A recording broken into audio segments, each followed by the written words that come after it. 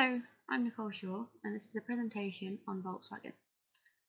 This presentation will be based on the ethical side of Volkswagen's history and present, focusing most of the presentation on the most recent diesel scandal that started in 2015 and is still affecting Volkswagen and the rest of the car companies today.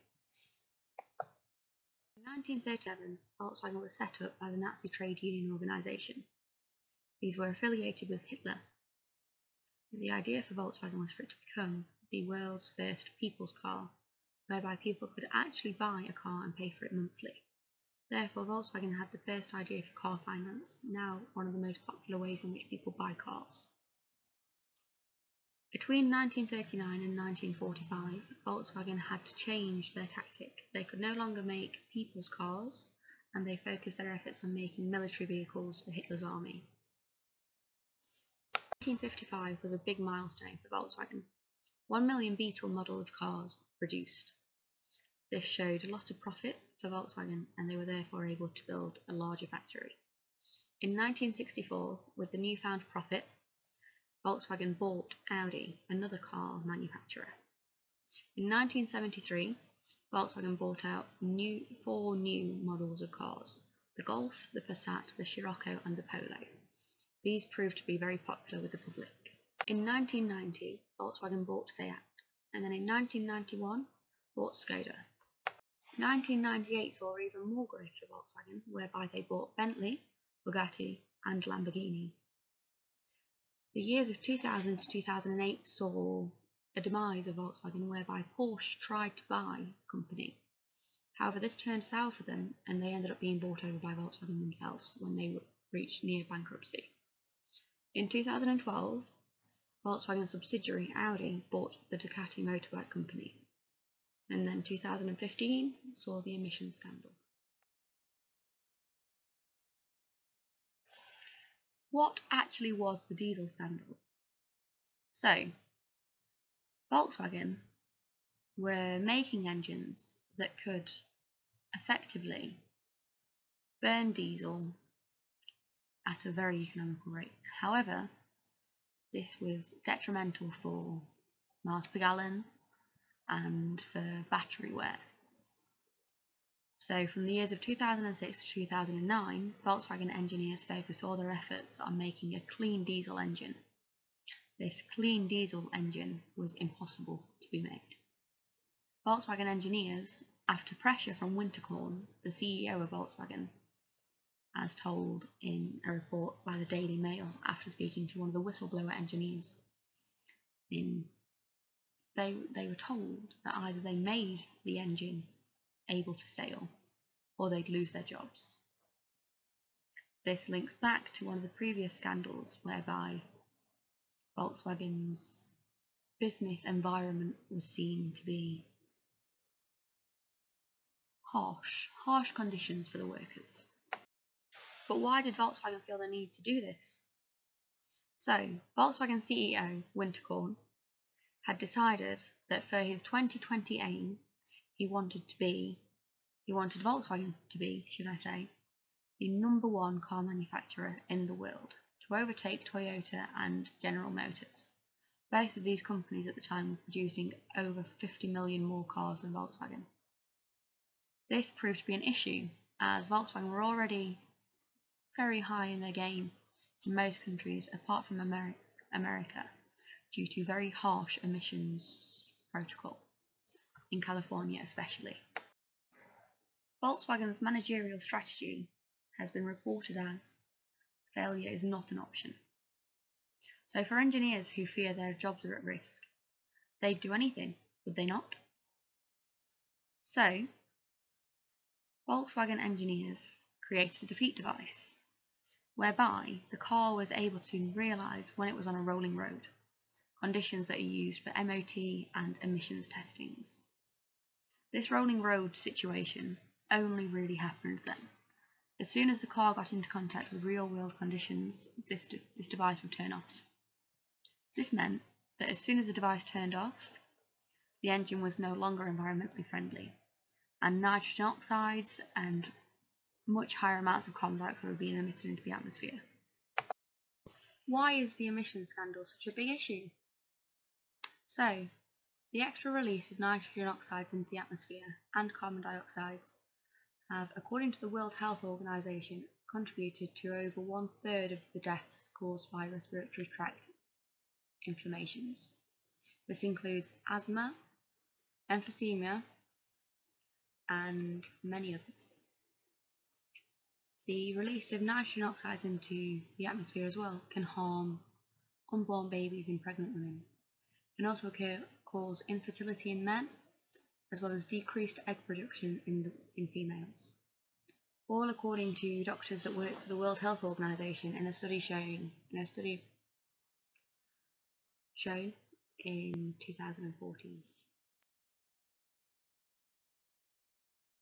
Two of the best examples of Volkswagen's corporate social responsibility efforts in the world are, firstly, their cars. Their cars themselves are 85% recoverable, meaning 85% of every single Volkswagen on the road, whether that be a Volkswagen, an Audi, a Seat or a Skoda, all follow the exact same rules.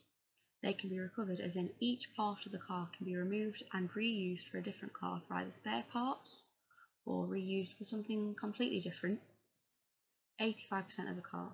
On top of that, every single Volkswagen car since 2001 is able to be 95% completely recyclable. That means 95% of the car can be recycled, completely reused. Only 5% of the car will end up in wasteland.